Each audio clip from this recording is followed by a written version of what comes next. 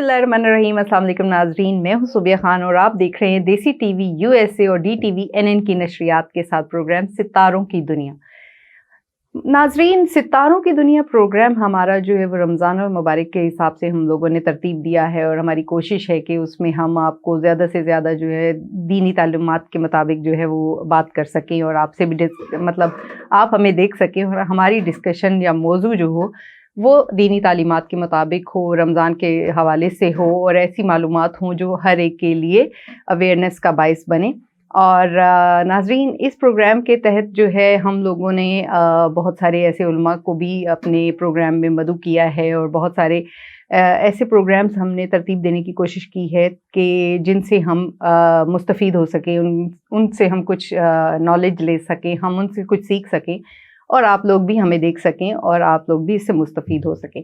आज जो हमारा टॉपिक है, जैसे कि आप लोग जानते हैं कि रमज़ान का आखिरी अशरा है और रमज़ान का आखिरी अशरा वो अशरा है जिसमें कुरान करीम का जो है नज़ूल हुआ था और बहुत बाबरकत महीना है। और ये आखिरी हफ़्ता जो है वो उससे भी ज़्यादा, तीनों हफ़्ते हमारे लिए, वैसे तो चारों हफ़्ते हमारे लिए बहुत जो है वो जो हमारे लिए अहमियत का बायस रखते हैं, लेकिन जो आखिरी अशरा है उसमें हमारे लिए ख़ास हम इबादत का एहतमाम करते हैं और हमारी कोशिश होती है कि हम ज़्यादा से ज़्यादा अल्लाह को राज़ी करें और अल्लाह के साथ अपनी जो है वो ताल्लुकात अच्छे इस्तवार करें। जैसे हम कहते हैं कि हम लोगों से ताल्लुकात अच्छे इस्तवार करते हैं, तो हमें अल्लाह के साथ भी अपने रवाबत अच्छे रखनी चाहिए और हमें कोशिश करनी चाहिए कि उसके अहकामात के मुताबिक हम ज़िंदगी बसर करें। और जो आखिरी अशरे के मुताबिक है जिसमें लैलतुल क़द्र की जो बड़ी मुबारक रात है उसके हवाले से भी हम डिस्कस करेंगे। लेकिन मैं उससे पहले आपको बता दूं कि आज मेरे प्रोग्राम में जो हमारे गेस्ट हैं वो एक मजहबी स्कॉलर भी हैं, नातख़्वां भी हैं और हमने आज उनको अपने प्रोग्राम में मदऊ किया है ताकि हम इस हवाले से डिस्कस कर सकें। एक तो आखिरी अशरे के मुतालिक शब कदर के हवाले से और उसके अलावा रमज़ान की खसूसियात के हवाले से। जी, मेरे साथ हैं कामरान तबस्सुम नूरी साहब। अस्सलाम वालेकुम कामरान साहब। वालेकुम सलाम रहमतुल्लाह व बरकातहू। कैसे हैं सर आप? खैरियत से हैं? अल्लाह पाक का बड़ा एहसान, आप खैरियत से हैं? बस जी, अल्लाह का शुक्र। आपका बहुत बहुत शुक्रिया, आपने बिजी स्केड्यूल में से हमारे लिए टाइम निकाला। और कामरान साहब, हम सबसे पहले तो मैं जैसे अभी बता रही थी कि आखिरी अशरा है रमज़ानुल मुबारक का, और रमज़ान क्या है थोड़ा मैं चाहती हूँ कि वैसे तो सब लोग जानते हैं और हर मुसलमान को ये पता है कि रमज़ानुल मुबारक किन खसूसियात का हामिल है, लेकिन उसका फ़लसफ़ा थोड़ा सा आप बयान कर दीजिएगा। औज़ुबिल्लाहि मिनश शैतानिर रजीम, बिस्मिल्लाहिर रहमानिर रहीम। सबसे पहले मैं आपके चैनल देसी टीवी यूएसए और DTV NN की पूरी इंतज़ामिया का मशकूर हूँ कि जिन्होंने मुझे हुक्म दिया और अल्हम्दुलिल्लाह आज की इस ट्रांसमिशन में अपनी हाज़िरी पेश कर रहा हूँ। माह रमज़ानुल मुबारक, सबसे पहले इसका शान नज़ूल ये है कि हुज़ूर सैयद आलम जाना सल्लल्लाहु अलैहि वसल्लम के पास जिब्रील अमीन तशरीफ़ लाए और अर्ज़ की कि पहली उम्मतों की उम्रें ऐसी थी, उनकी इबादत ऐसी थी, तो हुज़ूर रहमत आलम सल्लल्लाहु अलैहि वसल्लम आप गमगीन हो गए कि मेरी उम्मत की जो उम्रें हैं वो कम हैं और उनके जो अमाल हैं वो बहुत थोड़े हैं। अल्लाह रब्बुल इज़्ज़त को अपने महबूब का गम जो है उसको गवारा ना किया। आपने जिब्रील अमीन को वही दे के नाज़िल फरमाया कि ए महबूब, हम आपकी उम्मत, चूँकि ये उम्मत मरहूमा है, रहम की गई उम्मत है, हम आपकी उम्मत को एक ऐसा महीना देते हैं जिसका नाम है रमज़ान, और उसके अंदर एक ऐसी रात आएगी कि जिसकी एक रात की इबादत 1000 महीनों से अफजल है। हुज़ूर सैयद आलम सल्लल्लाहु अलैहि वसल्लम उस बात पे खुश हो गए, आप मसरूर हो गए कि मेरी उम्मत के लिए अल्लाह रब्बुल इज़्ज़त ने ऐसा माह मुक़द्दस नाजिल किया और उसके अंदर ये रात अनायत फरमाई। हज़रत अबू हुरैरा रज़ियल्लाहु ताला अन्हु आपसे रवायत है कि हुज़ूर सैयद आलम सल्लल्लाहु अलैहि वसल्लम फरमाते हैं कि जब ये रमज़ान दाखिल होता है, यानी इसका आगाज़ होता है, तो आसमान के दरवाजे खोल दिए जाते हैं और एक और रवायत में आता है कि जन्नत के दरवाजे खोल दिए जाते हैं, और उसी रवायत के अंदर मुंसलिक है, उससे मुत्तसिल है कि जहन्नम के दरवाज़ों को बंद कर दिया जाता है और शयातीन को जकड़ दिया जाता है। और एक और रवायत में अल्लाह रब्बुल इज़्ज़त का ये कर्म है कि अल्लाह रब्बुल इज़्ज़त इस माह मुक़द्दस में रहमत के दरवाजे खोल देता है। जी, अल्लाह रहमत के दरवाज़े हमारे पे खोल देगा और रहमत के दरवाज़े खोलने के लिए बहुत ज़रूरी है, खुलवाने के लिए बहुत ज़रूरी है कि हम अल्लाह की इबादत करें और इस मुक़द्दस महीने को ज़्यादा से ज़्यादा जो है कोशिश करें कि अल्लाह को राज़ी कर लें।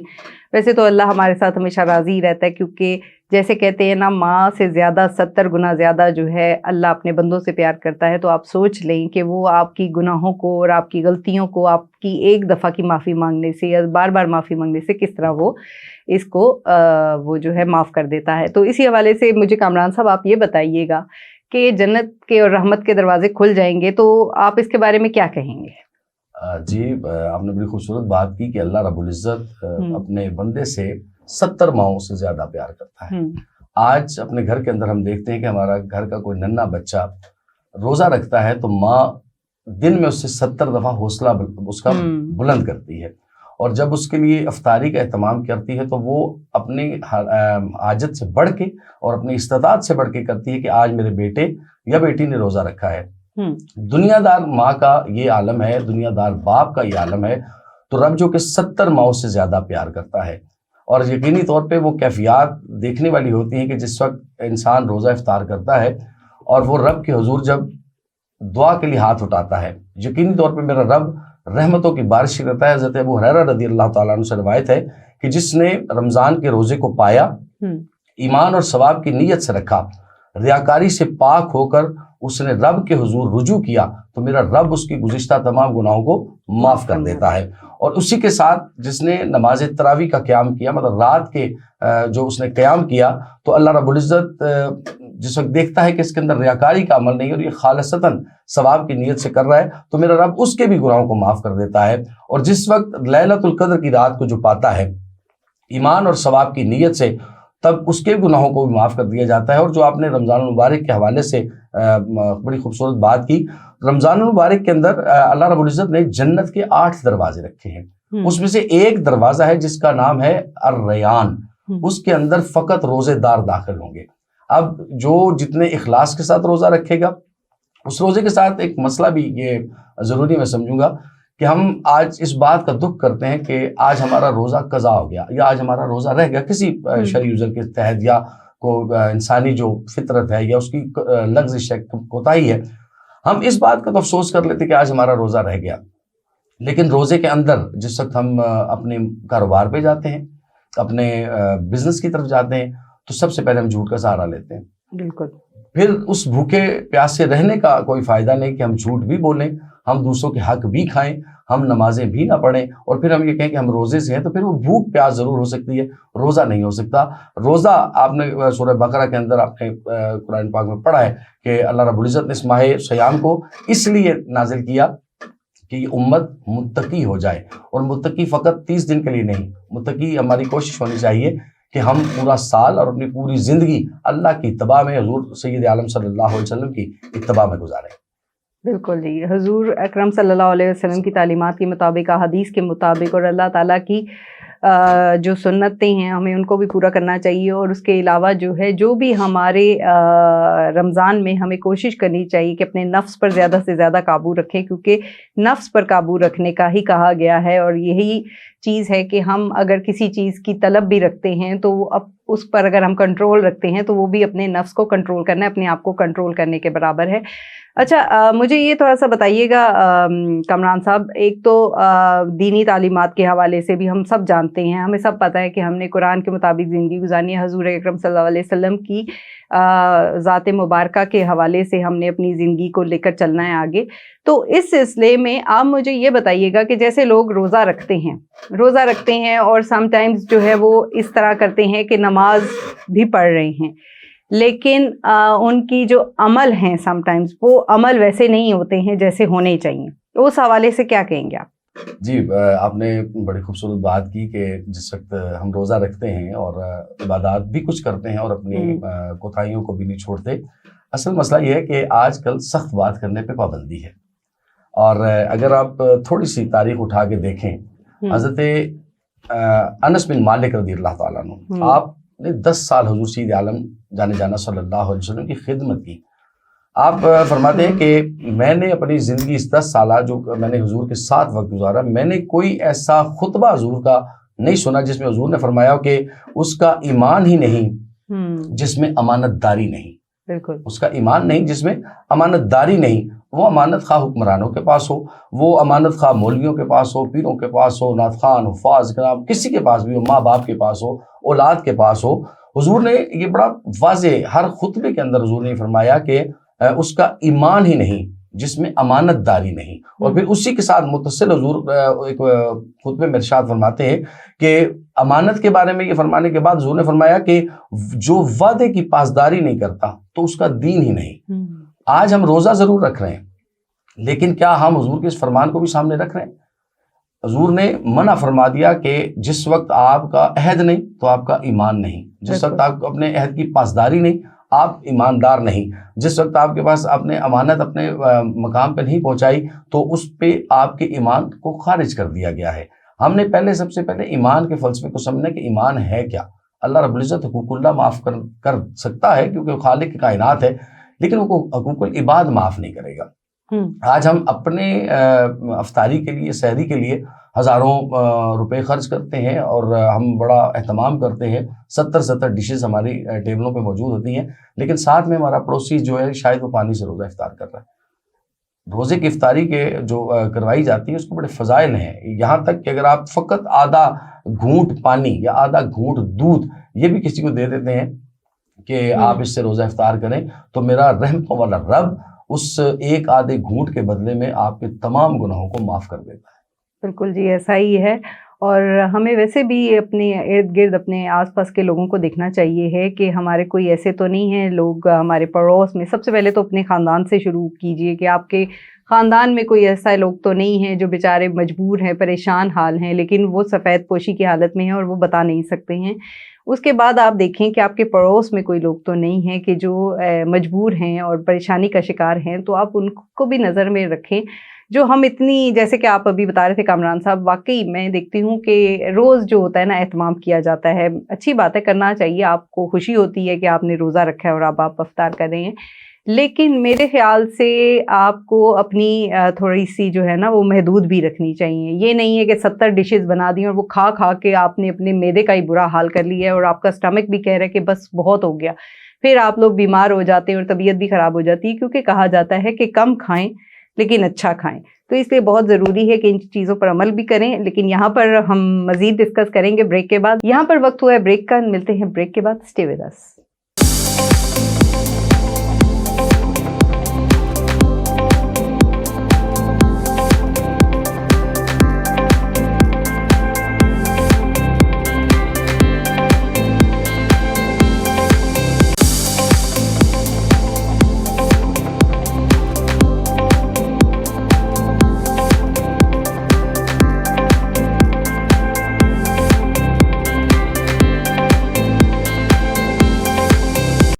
ویلکم بیک ناظرین.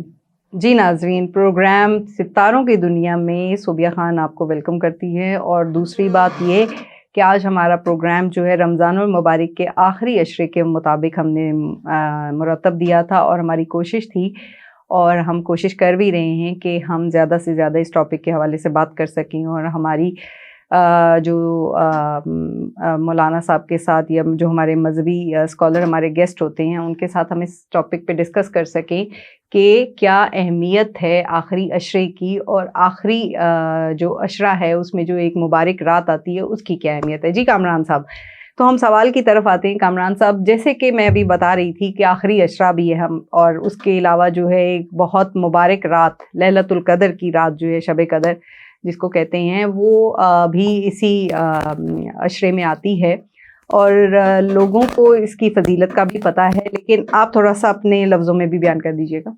جی بہت شکریہ. بڑا خوبصورت اب عنوان شروع ہو گیا ہے کہ شب قدر.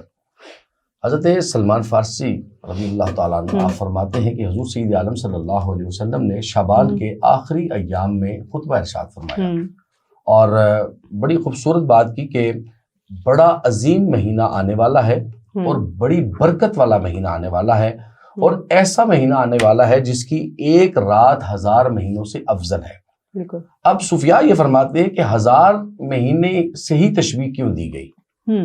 جو آغاز میں نے تفسیر کبیر سے آپ کے سامنے ارشاد کیا تھا کہ جبریل امین حضور کے پاس تشریف لائے اور حضور کو بتایا کہ پہلی امتوں کا جو معاملہ تھا ان کی اعمال ایسے تھے، ان کی عمریں ایسی تھی. وہ غمگین ہو گئے کہ میری امت کے اعمال بھی کم ہیں، میری امت کی عمریں بھی کم ہیں.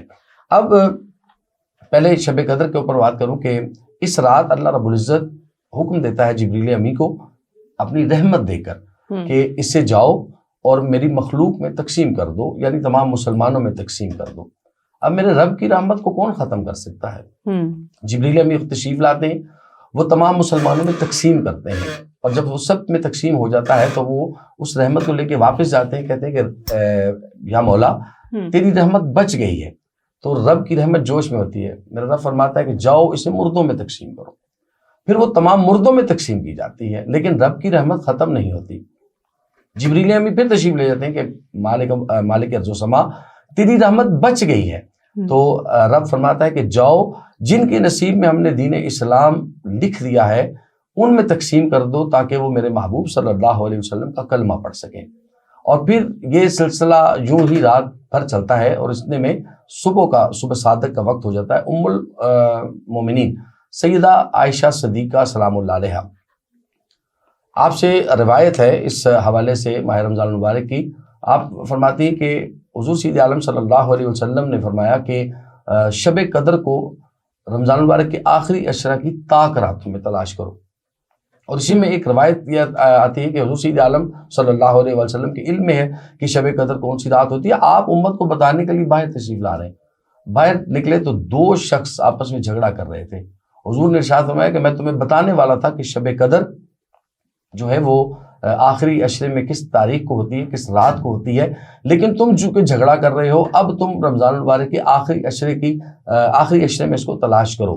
इससे एक बात और ये भी साबित हुई कि इस्लाम मोमिन के साथ, मुसलमान के साथ अगर झगड़ा करता है तो रहमतों को छुपा दिया जाता है। उम्मुल मोमिनीन आयशा सदीक़ा सलामुल्लाह अलैहा, आपने फरमाया कि रमज़ान मुबारक को आखिरी अशरे की ताक रातों में तलाश करें। वो 21वीं भी है, वो 23वीं भी है, वो 25वीं भी है, वो 27वीं भी है, और वो 29वीं भी है। बिल्कुल जी, जैसे कि आपने बताया कि 21वीं, 23वीं और 29वीं भी है, 28वीं भी है। लोगों का कुछ ये है कि जैसे सुना गया है, बचपन से सुनते आ रहे हैं, या उलमा जो कहते हैं हमें, या हमने कहीं से भी सुना है, उसके बारे में ये है कि जी आपने 27-28 की रात को जागना है। कुछ लोग कहते हैं कि पूरा हफ्ता जागने की रात है, और कुछ लोग जो है वो कहते हैं कि नहीं जी आखिरी ताक रातें जो 27, 28, 29 की रात है, 3 रातें। इस सब के बारे में थोड़ा सा बताइएगा। जैसे आपने अभी भी बताया कि ताक रातें हैं, और कुछ का ये है कहना 21वीं भी है, 23वीं भी है, तो उस हवाले से थोड़ा सा बताइएगा डिटेल में। देखिए, जो इसमें कवी यकीन है वो 27वीं रात का है।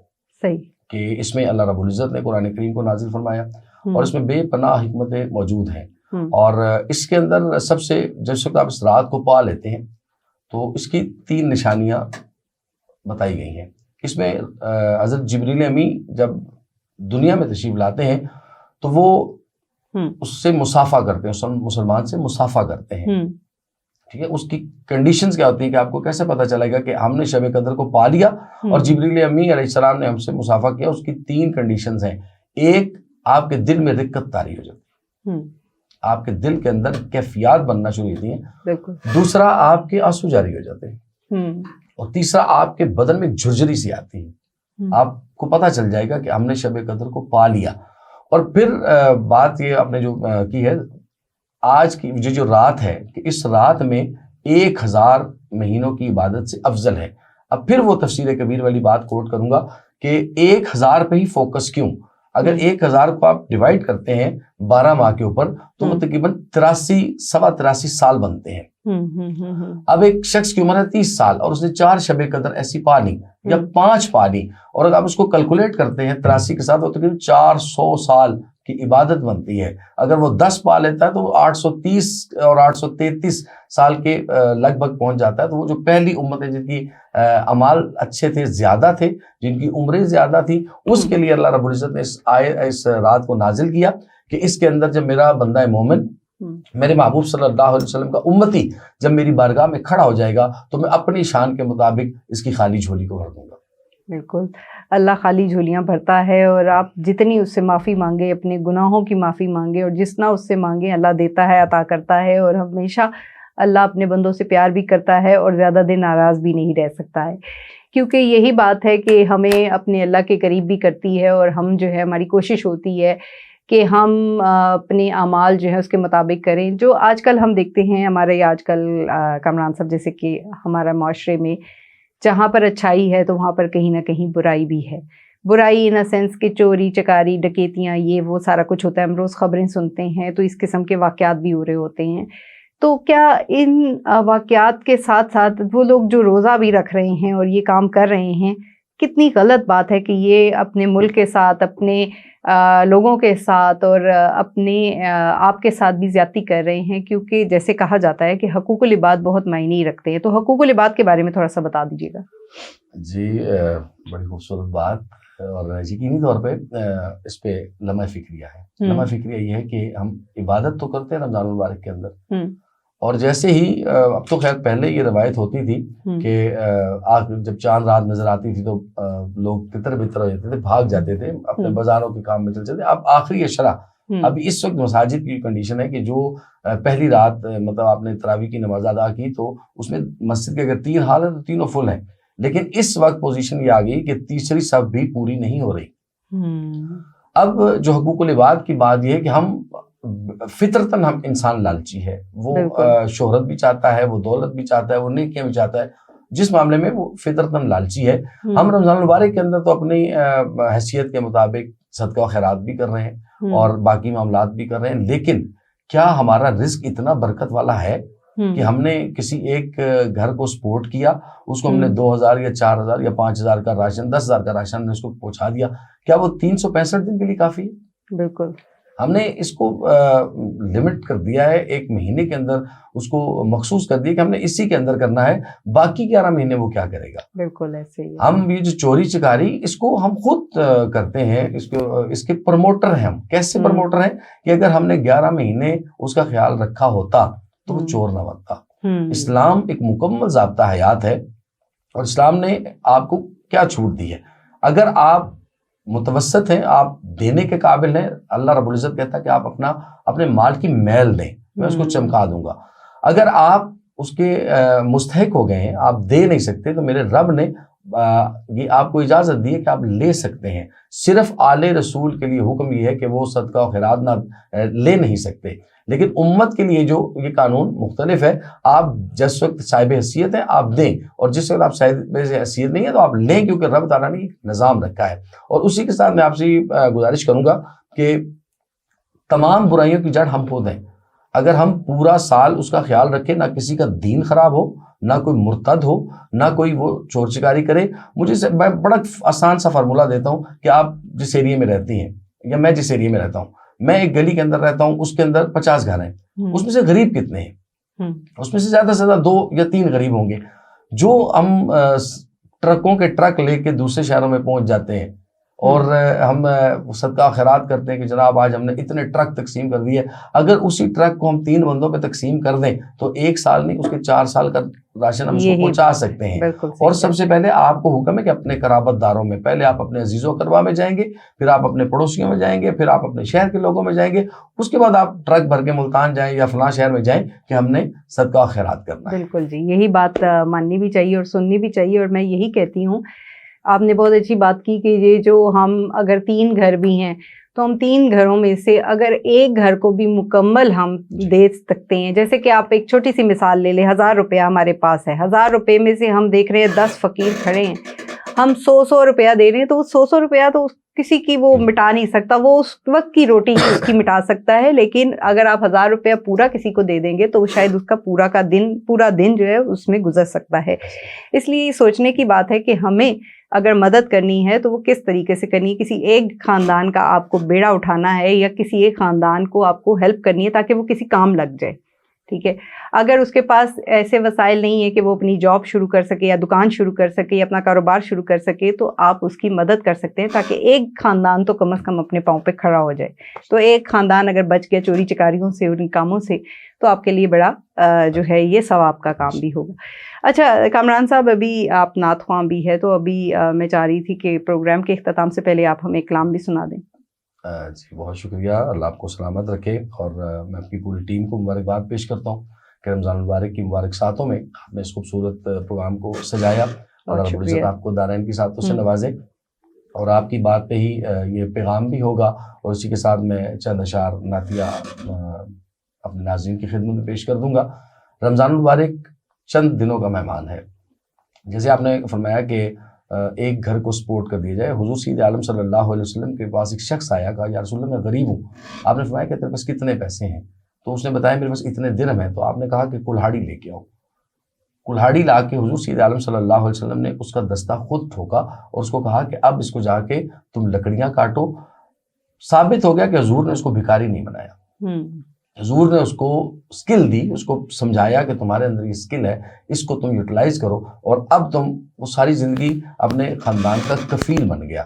ہم نے لوگوں کو بھکاری نہیں بنانا, ہم نے ان کو کفالت کی طرف لانا ہے. اور رمضان المبارک اس مبارک ساتوں میں تحت اللفظ کے تحت میں ایک مظفر وارسی نے بڑی خوبصورت بات لکھی کہ جا زندگی مدینے سے جھونکے ہوا کے لا, جا زندگی مدینے سے جھونکے ہوا کے لا, شاید حضور ہم سے خفا ہے منا کے لا. اور کچھ ہم بھی اپنا چہرہ باطن سنوار لیں, کچھ ہم بھی اپنا چہرہ باطن سنوار لیں, بو بکر سے کچھ آئینے عشق و وفا کے لا. اور دنیا بہت ہی تنگ مسلمان پہ ہو گئی, دنیا بہت ہی تنگ مسلمان پہ ہو گئی, فاروق کے زمانے کے نقشے اٹھا کے لا. اور محروم کر دیا ہے ہمیں جس نے نگاہ سے, عثمان سے وہ زاویے شرم و حیا کے لا. اور مغرب میں مارا مارا نہ پھر اے گدائے علم, مغرب میں مارا مارا نہ پھر اے گدائے علم, دروازہ علی سے یہ خیرات جا کے لا. اور باطل سے دب رہی ہے پھر امت رسول کی, باطل سے دب رہی ہے پھر امت رسول کی, منظر ذرا حسین سے کچھ کربلا کے لا. جا زندگی مدینے سے جھونکے ہوا کے لا, شاید حضور ہم سے خفا ہے منا کے لا, شاید حضور ہم سے خفا ہے منا کے لا. جی بالکل, بہت بہت شکریہ کامران صاحب آپ کے پروگرام میں شرکت کے لیے, اور بہت خوبصورت بات آپ نے کی, اور اس نعت کلام بھی آپ نے بہت خوبصورت پیش کیا. جی ناظرین, یہاں پر میں آپ سے بھی اجازت چاہوں گی. آپ کا بہت بہت شکریہ کہ آپ ہمارے پروگرام کو اتنا دیکھ رہے ہیں اور پسند بھی کر رہے ہیں. جانے سے پہلے میں صرف اتنا کہوں گی کہ آپ جو ہے خوشیاں بانٹیں, اور حقوق العباد جیسے کہ ہم نے پروگرام میں بھی ڈسکس کیے, تو حقوق العباد کا خیال رکھیں, ساتھ ساتھ حقوق اللہ بھی اپنے رکھیں. جیسے کہتے ہیں نا, دین دنیا دونوں کو آپ ساتھ ساتھ لے کر چلیں تو کامیابی آپ کا مقدر بھی بن سکتی ہے. تو ناظرین, اس کے ساتھ ہی میں اپنے پروگرام کا اختتام کرتی ہوں, اور انشاءاللہ آپ سے پھر ملاقات ہوگی. اللہ حافظ.